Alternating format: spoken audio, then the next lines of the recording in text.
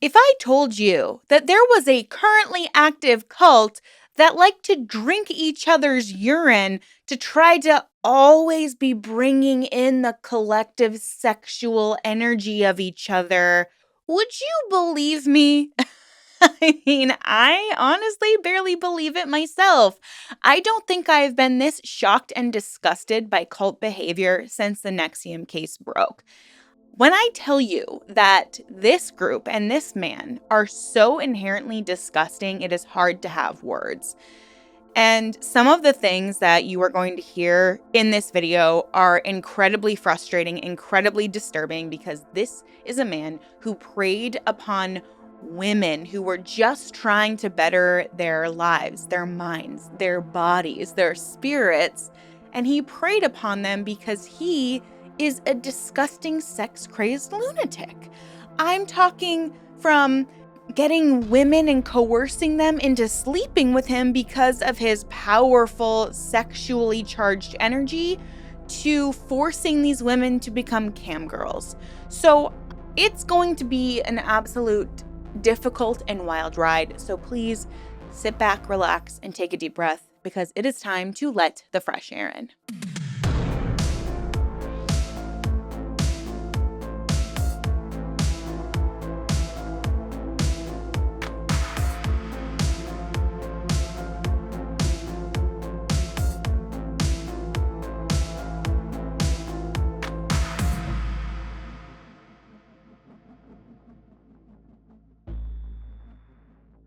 Hello, everyone. Welcome back, or welcome if you're new. My name is Erin, and I am fascinated by all things cults, true crimes, scams, and unique spiritual practices. This is a channel where my curiosity kind of runs the show, and a desire to educate myself has kind of become a passion to educate others. So if you're into that sort of thing, please consider subscribing. I would absolutely love to have you here. And as always, if you are more of an expert in anything that I'm ever talking about, feel free to share that in the comments, because obviously everything is nuanced, and I always encourage a healthy dialogue in the comments, because I just want to provide the most accurate information that I can. And, I am interpreting this particular case that is based in multiple foreign countries, so there might be some translations that I'm not fully understanding or aware of. So with all that being said, I want to share briefly how I came upon this cult. There's a documentary out on Hulu right now called Twisted Yoga, and if you like documentaries, you should definitely follow that documentary girl on Instagram. I think she's on TikTok too. She watches a ton of documentaries and then shares her recommendations on her platform. And this one was really shocking and intriguing, so I knew I had to watch it. And right now, there are so many good documentaries out there.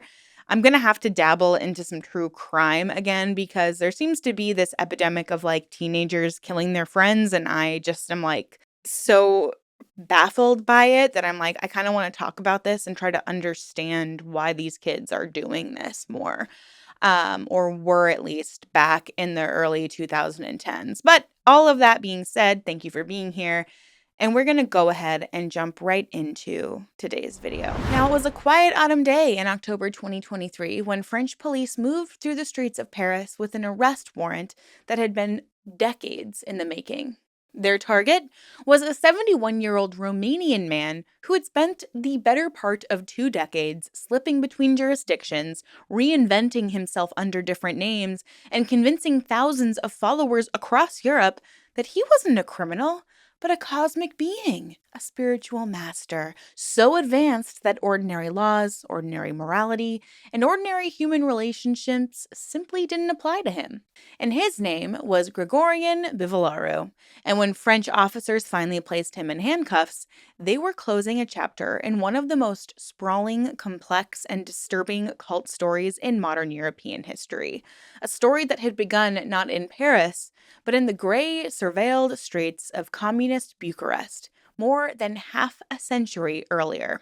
So to try to understand how one man built this empire of spiritual exploitation that stretched all the way from the Black Sea to Scandinavia, and seduced tens of thousands of followers and survived police raids and these international arrest warrants, as well as decades of journalistic exposure, but somehow managed to frame every accusation against him as further proof of his holiness, we're going to have to go all the way back to the beginning. We're going to have to fly over to Romania. Now, Romania was under the Communist Party. The Communist Party controlled nearly every dimension of life: what people could read, what they ate, where they worked, how they worshipped, and what they were permitted to believe. The Securiat, or Romanians' feared secret police, maintained one of the most pervasive surveillance networks in the entire Eastern Bloc, with an estimated one informer for every 40 citizens. Neighbors would report on neighbors, colleagues on colleagues, priests would report on congregants. So, in this suffocating environment, anything that existed outside of the approved ideological framework was considered dangerous, and spirituality would be particularly suspect. The Romanian Orthodox Church was tolerated but monitored, its hierarchy riddled with security informers. Other religious expressions, like anything a little mystical or even organizational, would attract immediate attention and disciplinary action. So it would be into this world that this cult leader, Gregorian Bivolaru, was born in 1952. And it was in this world that he first encountered yoga. Now, those precise contours of Bivolaru's early spiritual development are kind of difficult to verify, partly because his own account of this period has been heavily mythologized by his movement, and also partly because the communist era records are very incomplete. But what is clear is that by the 1970s, he was practicing yoga and gathering small groups of followers in Bucharest. He was operating in this very secretive manner. Yoga in communist Romania occupied this really ambiguous legal space. Some forms of physical yoga practice were tolerated as exercise, but any yoga with like a spiritual context or yoga that organized people into groups that were considered to be outside state-approved structures, like anything gestured towards Hindu metaphysics or a mystical experience, that was all something else entirely. That was considered to be potential political subversion. So the Securitate began watching Bivolaru. This man was surveilled, interrogated, and even detained on multiple occasions throughout the 70s and 80s. And according to his own account, which would be an account that would become foundational to the later mythology of his life, especially when followers would be like, yo, there's a ton of like bad information about you on the internet. He would say that he was forced into psychiatric treatment at an institution where communist authorities would attempt to pathologize his spiritual beliefs and break his will. They were just all out to get him. The use of psychiatric imprisonment against dissidents was actually a well-documented practice in the Soviet Union and was employed to varying degrees across the Eastern Bloc. So if Bivolaru's account of his treatment is accurate, it does represent a genuine atrocity. A man imprisoned and medicated not for a crime really, but for his beliefs.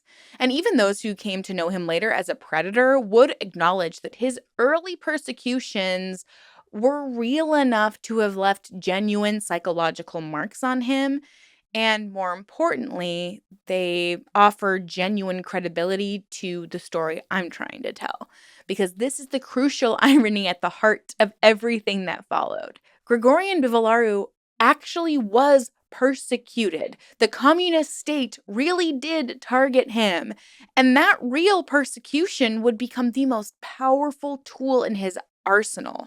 It would effectively become a shield that he would carry for the rest of his life, and he would deploy it every time anyone, anywhere, tried to hold him accountable for anything. And there's something psychologically important about the conditions under which his yoga studio, MISA, was born.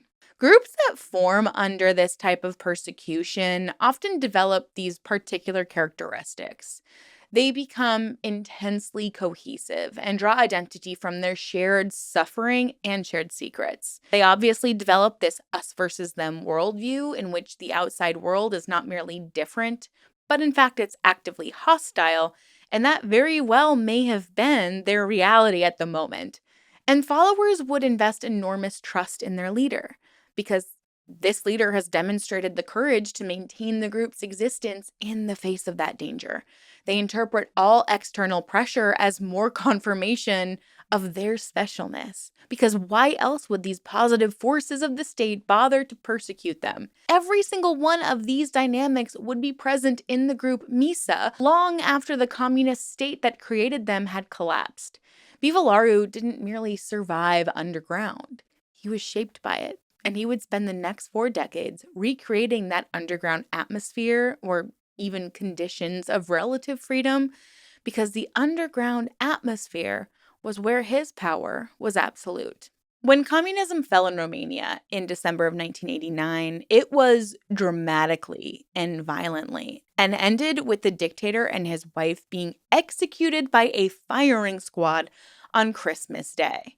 So Romania entered this period of total disorientation.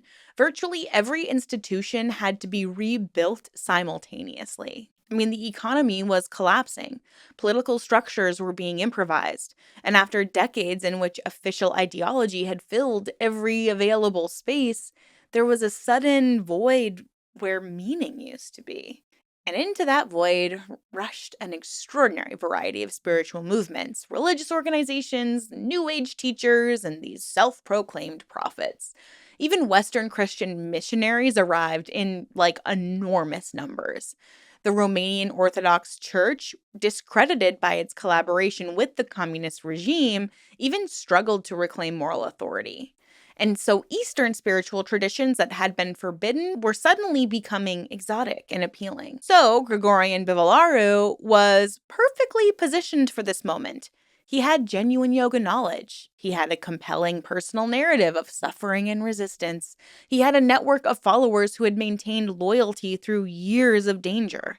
And he had, it would appear in retrospect, a remarkable talent for the thing that all successful cult leaders share: the ability to make people feel seen, that they had found something they had been searching for their entire lives. The movement for spiritual integration into the absolute, or MISA, emerged from that underground environment basically overnight. By 1990, Bivolaru was openly teaching in Bucharest, and by the mid-90s, the organization was running yoga courses in dozens of Romanian cities, publishing magazines and books, and claiming tens of thousands of students. The early courses were, by most accounts, pretty benign. Students learned hatha yoga postures, breathing techniques, and meditation practices. The instruction was competent, the community was warm and welcoming, and the experiences, those genuine shifts in body awareness, the moments of total stillness and meditation, and the feeling of belonging to something meaningful, were very real. And this is very important to understand. MISA wasn't just built on nothing. Yoga works, at least at a very basic level. I mean, for me, for example, I love yoga. I like to try to do stretches every morning. Our honeymoon was basically this wellness retreat where we got to do yoga every single day and sound baths and gratitude exercises.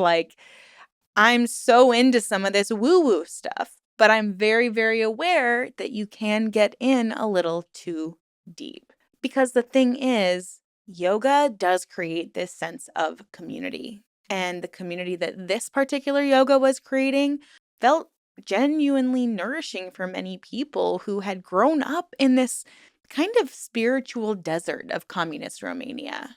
But beneath all of that was a more complex architecture that was just beginning to be formed.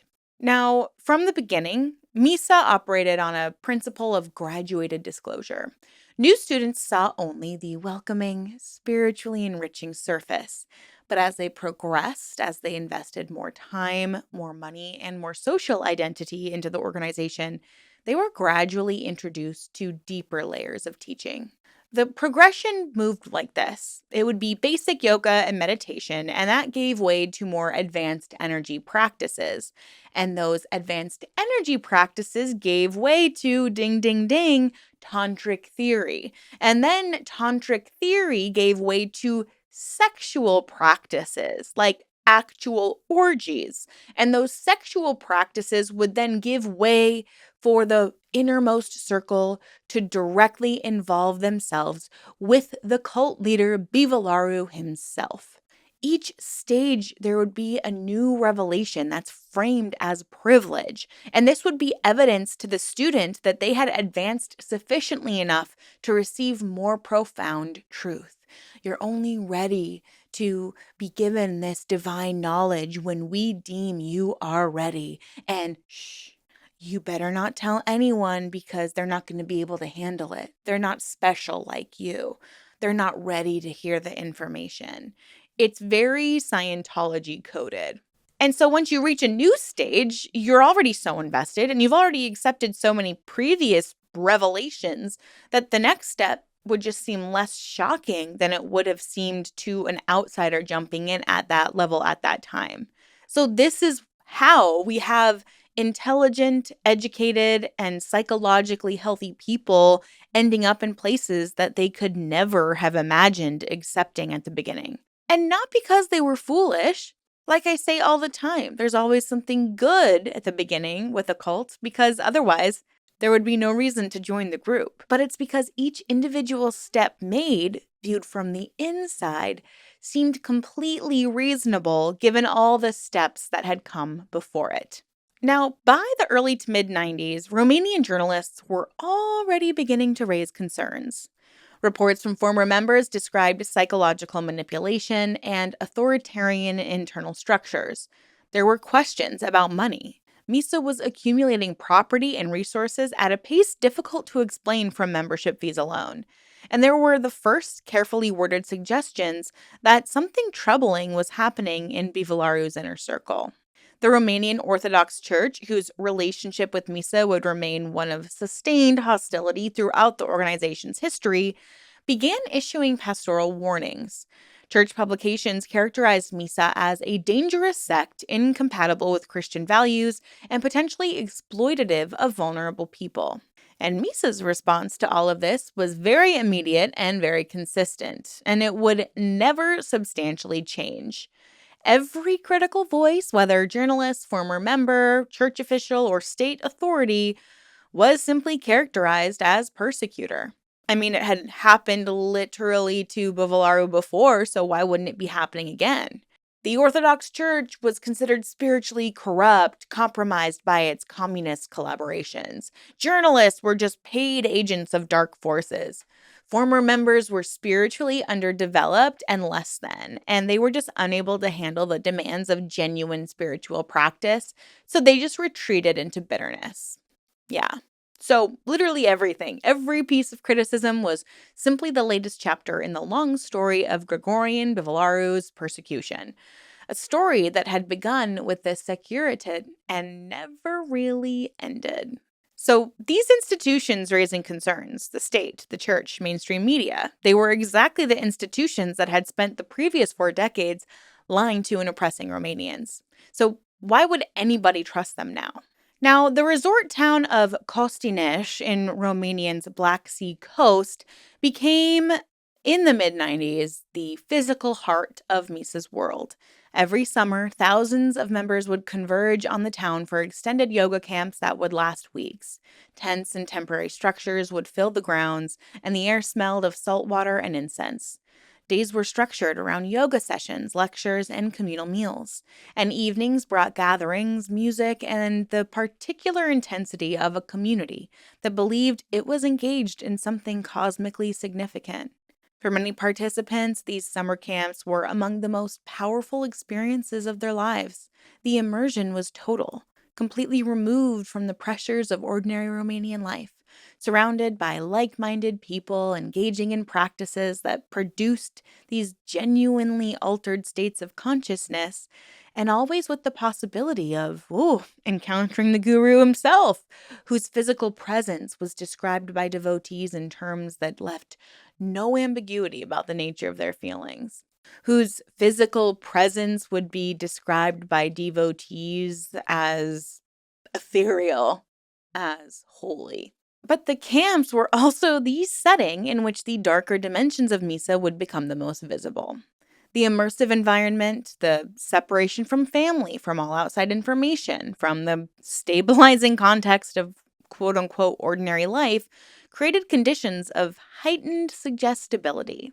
And it would be that heightened state, with the doctrine of tantric sexuality firmly established as advanced spiritual teaching, the pressure on women to participate in intimate practices with Bivolaru himself, as well as senior male members, was not abstract. It was immediate, it was personal, and it was relentless. So, in order to understand how particularly women would get to this place, I want to talk about the theological framework that Bivolaru had constructed to kind of contain all of it.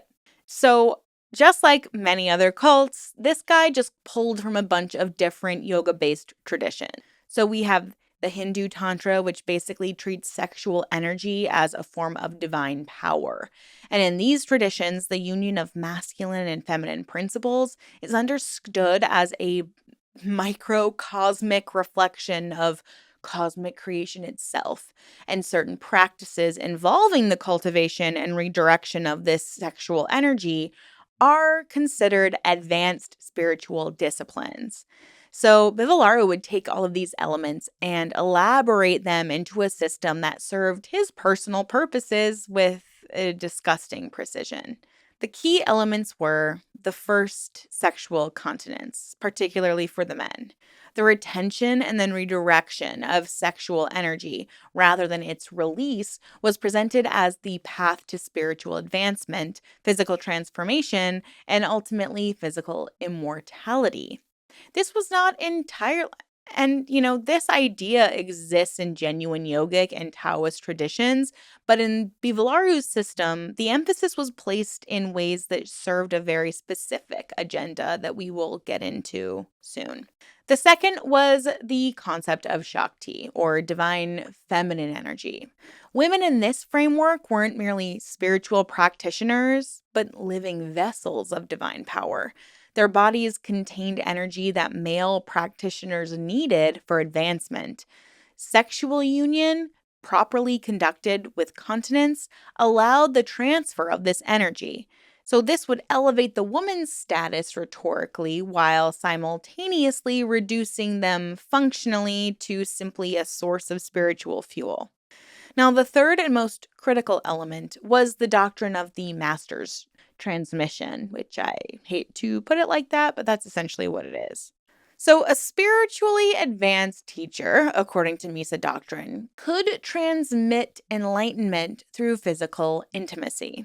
So, that would mean that sex with Bivolaru wasn't merely sex, it was a divine gift, a direct transmission of cosmic consciousness, an opportunity for spiritual advancement that no amount of individual practice could replicate. Women who were offered this opportunity were told that they were among the spiritually elect, and women who refused were told in various ways that their refusal revealed their spiritual limitations, that they were allowing the ego to obstruct grace, that they were choosing darkness when they could have chosen the light.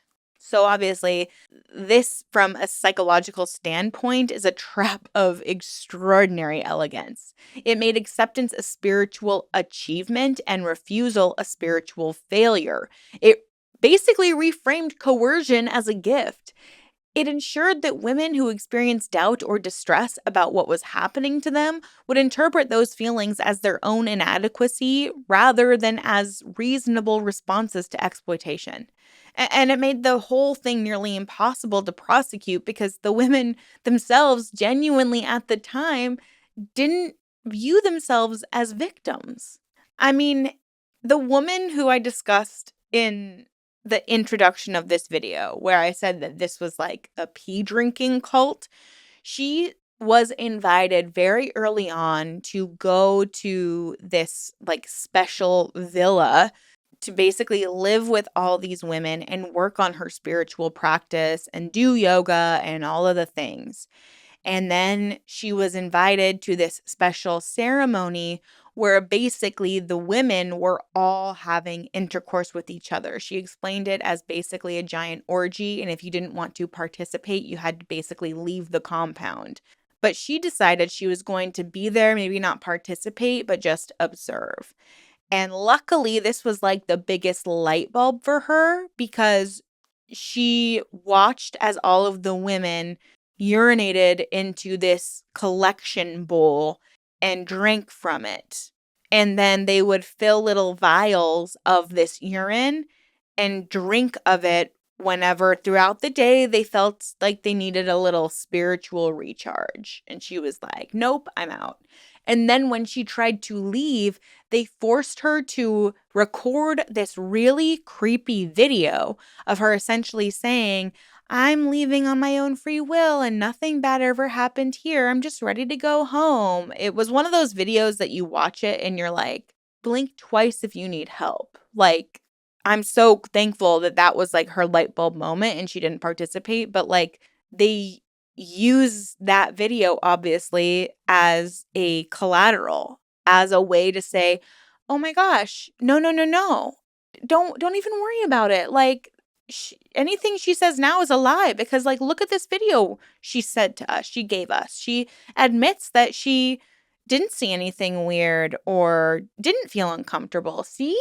But as for the women who kept moving up along those quote unquote spiritual ranks from just taking classes to then being invited to that little summer camp, to then being invited to the villa, to then being invited to meet Bivolaru himself and have this enlightened transmission sent upon them or transmitted into them, we now have to discuss the next level, which is forced sexual labor. So by the late 90s, evidence was accumulating that the organization was systematically involved in the production of pornographic materials featuring the female members. The operation was both ideologically and financially motivated. Ideologically, it fit within the broader Shakti framework. Erotic modeling, or being a cam girl, was presented as a spiritual practice, an expression of feminine divine, a service to the movement's mission. By giving these men your sexual offerings, you were essentially healing the world. And then, of course, financially, it generated revenue that flowed back into MISA's coffers. The women who were interviewed in the documentary said they didn't see a cent of the cam girl work they did, but they were forced to work as cam girls at least 4 hours a day if they were to stay there. So women were directed through a combination of spiritual pressure and social manipulation to take these erotic photos and make these videos and be cam girls. The materials were produced at MISA properties, and some women reportedly understood and accepted what they were doing, but others described feeling really pressured in ways that would obviously only later be recognized as coercive. I mean, come on. And I have to give it to France. I've never heard of a country having a specific investigative branch of the law that focuses on cult and coercion. And I've never seen an elected official ever describe so eloquently how a person is coerced in a cult and how dangerous these groups can be and how they are being psychologically manipulated.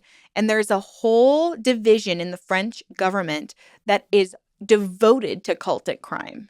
And I'm like, man, America needs to get with the times. Like, I don't think in America we really because we're the home of the free. Everybody has free will. But it's like, if there's fear in the room, you don't have free will. If there's a threat regarding the decision you're making, it's not a safe decision to be making. And I just commend Paris authorities. They were following this for so long and they actually believed the women when the women started to come forward. Additionally, Romanian investigative journalists began to publish reports about this operation in the late 90s. Former members would provide testimony, and the organizational connection wasn't just individual women making independent choices, but it was actually a coordinated MISA activity, and it was becoming increasingly documented. And more serious still was all of the evidence. Essentially, this man was trafficking women. Romanian women were being directed towards erotic and sexual work in Western Europe, all the way in Sweden, France, Germany, and Italy. The infrastructure of this group was completely organizational.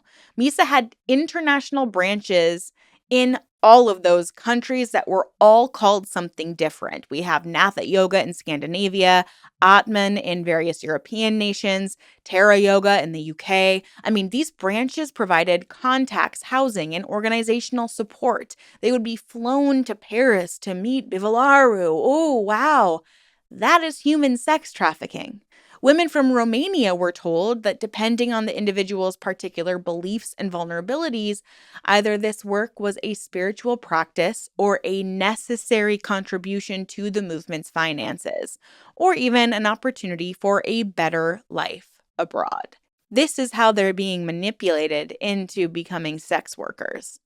And the money flowed back. Not always directly, but the connection between this trafficking operation and MISA's organizational finances was becoming more and more visible to anyone who was looking closely enough. What was taking shape isn't just a religious organization with ethical problems. It was beginning to look like a full-on criminal enterprise, one that used spiritual authority as its primary recruitment and control mechanism, but whose core activities included systematic sexual exploitation and organized trafficking. Among the most disturbing of the late 90s allegations was a criminal complaint alleging that Bivolaru had engaged in a sexual relationship with a minor, a young female student who was reportedly under 18 when the relationship began. The complaint moved through the Romanian legal channels with agonizing slowness.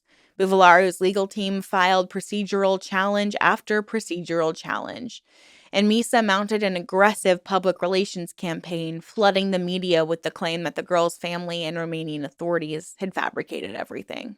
The girl herself, still embedded in the social world of MISA, was subjected to the kind of pressure that the organization routinely brought to bear on anyone who threatened it. And the case did not result in immediate prosecution, but it did establish something important. It was a documented, specific allegation of sexual abuse involving a child, making its way through a legal system that just simply wasn't quite yet equipped institutionally, procedurally, or even politically yet to handle it. By the early 2000s, MISA had developed what could fairly be described as an industrial-scale reputation management operation.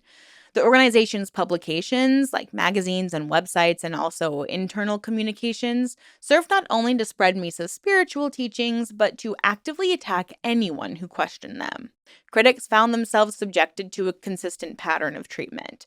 First would be denial. Whatever they'd alleged was simply false, fabricated by corrupt or spiritually compromised individuals, and then came the attribution of motive. The critic was a paid agent of the Orthodox Church, or of foreign intelligence services, or of unnamed occult conspiracies, of forces of darkness that had always opposed Bivolaru's mission. He's just this poor victim. Then came the personal attacks, dossiers on critics published in MISA magazines portraying them as morally depraved, mentally unstable, or otherwise unworthy of credibility. And finally, and most concretely, came the litigation.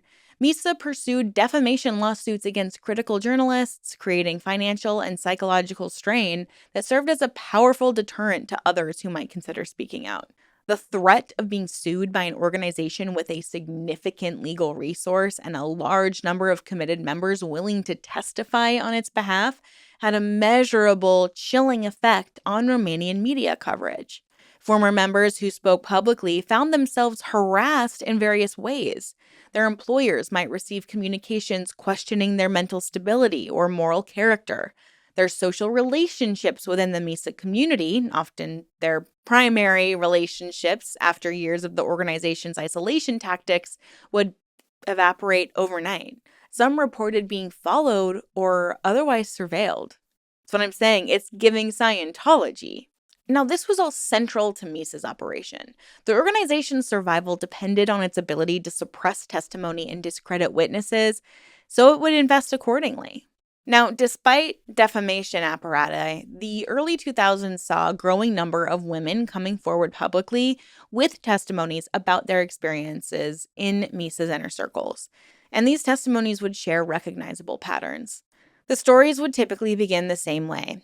A young Romanian woman, often educated, often searching for meaning or community, discovers MISA yoga. The initial experience is positive. The practices help, the community is warm, and she feels she's found something real. Gradually, she advances through the levels of teaching, and gradually the social world of MISA becomes her primary world. Gradually, those tantric sexual teachings are introduced, framed as advanced spiritual practice. Then the pressure towards Bivolaru's inner circle would increase.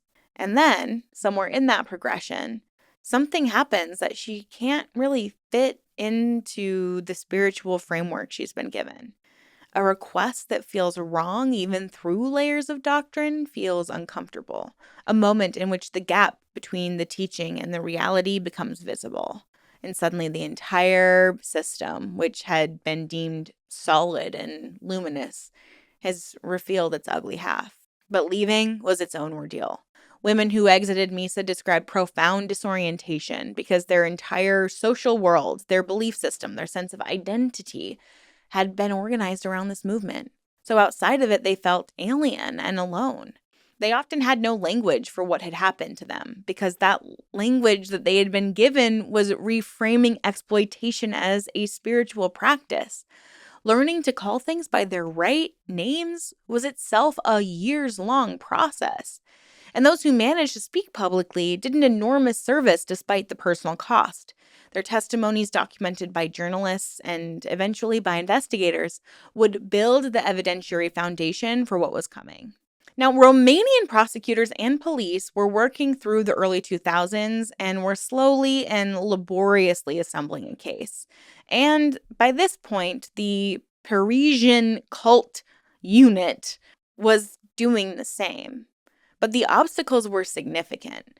The Romanian judicial system, still in the process of post-communist reform, was very slow and very inconsistent.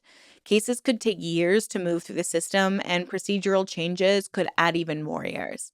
MISA's legal team was experienced and aggressive in exploiting every available delay. And those political complications were real. MISA had accumulated enough members to constitute a meaningful local voting bloc in some areas, and there were credible reports of relationships between the organization and local politicians who had every reason to prefer that investigations move slowly. There were also suggestions of compromised individuals within law enforcement itself. And then there was the persistent problem of the persecution narrative. Every time investigators took action against MISA, the organization successfully framed it as the latest chapter in Bivolaru's long history of being targeted by illegitimate authority.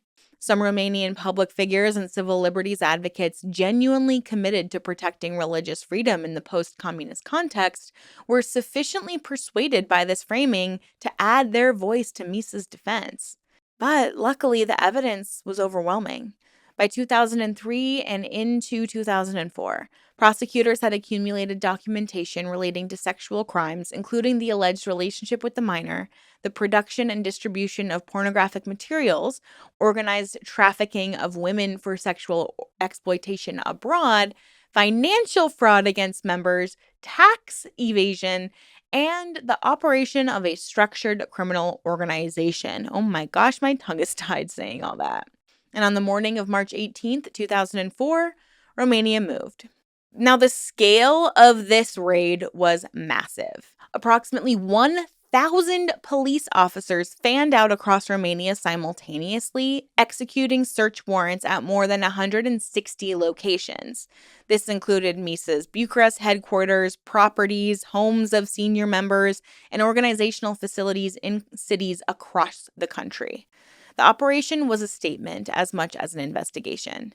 After years of complaints, investigations that went nowhere, and a growing sense that MISA was untouchable, Romanian authorities were demonstrating that the rule of the law could reach even here. And the raids yielded significant evidence. Materials related to pornography production, financial records, communications, documenting organizational activities, and dozens of members were arrested or brought in for questioning. The organizational infrastructure of MISA was at least temporarily disrupted. But the man at the center of it all was not there. Gregorian Bivolaru was somehow warned in advance, and he had fled Romania before the first officer arrived at the first door. He crossed into the European Union and made his way to Sweden, where in 2005, he did something that astonished Romanian authorities and created a diplomatic incident. He applied for and was granted political asylum. Now, the Swedish decision to grant this asylum was based on his claim that Romanian prosecution was politically motivated, a continuation of the communist persecution that he'd suffered decades earlier. Swedish authorities, evaluating this claim in the context of legitimate concerns about the reliability of post-communist Eastern European legal systems, then granted the application. So this decision caused immediate and intense controversy. Romanian authorities were furious, arguing that the asylum claim was fraudulent, that Bivolaru was literally a criminal using the apparatus of refugee protection to escape accountability. They pointed to the decades of accumulated evidence, the testimonies, the trafficking evidence, the porn operation, the alleged sexual abuse of a minor. This is not a dissident fleeing persecution. This was a criminal fleeing prosecution.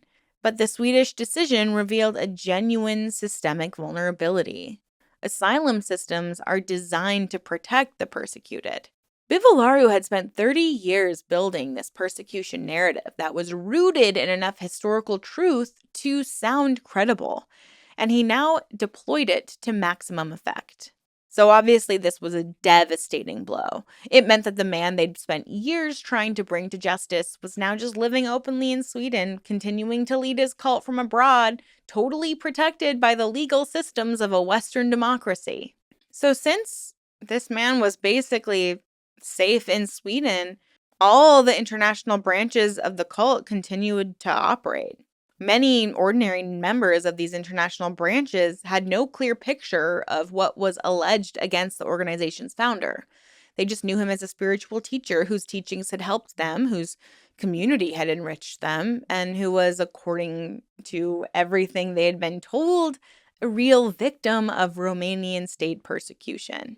As the years passed and Bivolaru remained in Sweden, Nordic authorities began their own investigations. Swedish and Danish investigators examining the Natha yoga branches in their countries encountered the now familiar pattern: recruitment through yoga, gradual escalation toward sexual practices, women directed toward erotic work, and this organizational infrastructure supporting what looked like increasingly like trafficking. Women in Scandinavia would come forward with testimonies that mirrored what Romanian women had described a decade earlier. The spiritual framework was the same. The pressure was the same. The feeling of being trapped in something they couldn't name while it was happening was all the same. And these academic researchers and investigative journalists working in this period began to map the full scope of MISA's international structure with much more precision than had previously been possible. What emerged was a picture of a very sophisticated organizational architecture that was designed, whether consciously or not, to maximize operational capacity while minimizing legal exposure. So this cult would have these multiple national brands that didn't have the same name: Natha, Atman, Tara. They were not merely marketing adaptations. They created a genuine organizational distance between the Romanian core and the international branches, so it made it really difficult to establish any legal connection between activities in these different jurisdictions. A woman trafficked from Romania to Sweden passed through organizational networks that crossed multiple legal systems, each of which had jurisdiction over only a piece of the picture. and money would move through similar channels. Financial flows were clear enough when viewed comprehensively, but were obscure when viewed through the narrow window of a single national investigation. So the structure was, in a sense, the organizational equivalent of the spiritual doctrine, a series of graduated revelations, each seemingly responsible in itself, that altogether amounted to something that no one entering at the beginning could have ever accepted all at once. And by the 2010s, MISA had attracted scholarly attention. Researchers in the study of new religious movements analyzed the organization as a case study in multiple phenomena simultaneously: post communist religious vulnerability, the exploitation of tantric frameworks, transnational cult structures, and the limits of religious freedom as a legal protection. And what emerged from this scholarship was a picture that complicated simple narratives. MISA was not straightforwardly a fraud. The yoga was real, the community was real, many members experienced spiritual growth, and they felt it was genuine and meaningful. The exploitation was built rather on a foundation of authentic practice, which was precisely what made it so effective, but also so difficult to address. Researchers applying established frameworks for analyzing high control groups found that MISA mapped almost perfectly onto Robert Lifton's criteria for thought reform and Stephen Hassan's BITE model. Loaded language that reframed exploitation as spiritual practice, sacred science that made Bivolaru's teachings unchallengeable, control that limited members' relationships with the outside world, confession practices that gathered compromising information about members, the dispensing of existence, the implicit or even explicit message that non-members or former members were spiritually dead or dangerous. The consistency of these mechanisms across MISA's international branches and across decades of operation suggested not improvisation, but a very coherent, if perhaps not fully articulated, system of control. Back in Romania, the legal case against Bivolaru moved with the glacial slowness characteristic of complex, contested criminal proceedings. Romanian courts convicted him in absentia on various charges. Extradition proceedings were complicated by his Swedish asylum status, and later by questions about exactly where he was residing. But Romania issued a European arrest warrant, the EU mechanism designed precisely for situations in which a person sought for serious crimes moves between member states. But executing the warrant required finding Bivolaru, and Bivolaru proved adept at maintaining ambiguity about his precise location. He would move between countries. He would spend time in France and maintained organizational connections across the continent. And he would continue to lead Misa's spiritual life from wherever he happened to be at that moment. But then, in October 2023, French police found him in Paris, and the arrest was the result of multiple converging processes. French authorities had been conducting their own independent investigation, separate from the Romanian warrant, gathering evidence of crimes committed on French soil, including an R-word charge and the operation of a criminal organization. Romanian legal proceedings had continued to grind forward, and European judicial cooperation mechanisms, although slow, had been persistent and had been working. When French officers arrested Bivolaru, they were acting on both the Romanian European arrest warrant and their own domestic charges. The man who had spent 2 decades presenting himself as a persecuted spiritual master was now facing criminal proceedings in 2 jurisdictions simultaneously, with the evidence of multiple national investigations available to prosecutors. And the arrest made for international news. For many people who'd never heard of MISA, it was an introduction to a story that had been unfolding for 30 years. But for survivors, for the Romanian journalists who'd been writing about MISA since the 90s, for the former members who'd been giving their testimony at personal cost, it was something they'd waited for a very, very long time. So even though he's been arrested, the organization continued to operate. Some people would quietly distance themselves from their founder and emphasize that they were just independent yoga organizations, but others would maintain that Bivolaru's arrest was yet another act of persecution. The ideological architecture that he had built proved in this sense that both the organization's greatest vulnerability and its most durable asset was the persecution narrative, because it was so deeply embedded, so structurally central to MISA's identity, that many members were just unable to interpret his arrest as evidence of guilt. To do so wouldn't merely require changing their opinion of Bivolaru. It would literally require dismantling the entire framework through which they understood their own spiritual lives, a framework that had given meaning, community, and identity for years to their very existence. And this is perhaps the most enduring tragedy of what he built. The harm was not only to those directly exploited in Bivolaru's inner circle, who were forced to have intercourse with him and forced to be cam girls, and forced to exploit future recruits. It extended to the tens of thousands of ordinary members whose genuine spiritual seeking had been used without their knowledge or consent to sustain this organization that was engaging in systematic exploitation. When the truth became undeniable, many of them faced not just disillusionment, but a feeling of spiritual homelessness. Their practice is real, their experience is genuine, but the context in which they had understood those experiences were all being revealed as corrupt. Now, as for the survivors, well, they're scattered across Romania, Europe, all over the world, primarily women who spent months or even years in Misa's inner circles and are still working out what that really meant. Their experiences do not resolve into a single, simple story. Some are engaged in ongoing legal proceedings. Some have written or spoken publicly about what happened to them. Some have found through therapy and time and the support of survivor networks a degree of peace, but others have not. What connects them is not only a shared experience, but shared struggle with a particular kind of aftermath, the aftermath of spiritual abuse, which is distinct in certain ways from other forms of trauma. The practices that were used against them were also genuinely meaningful. The community that became a trap, also genuinely a community. The beliefs through which exploitation was administered were also, for a time, sincerely held. Disentangling the real from the weaponized, the authentic from the manufactured, is work that takes years to accomplish and is never entirely finished.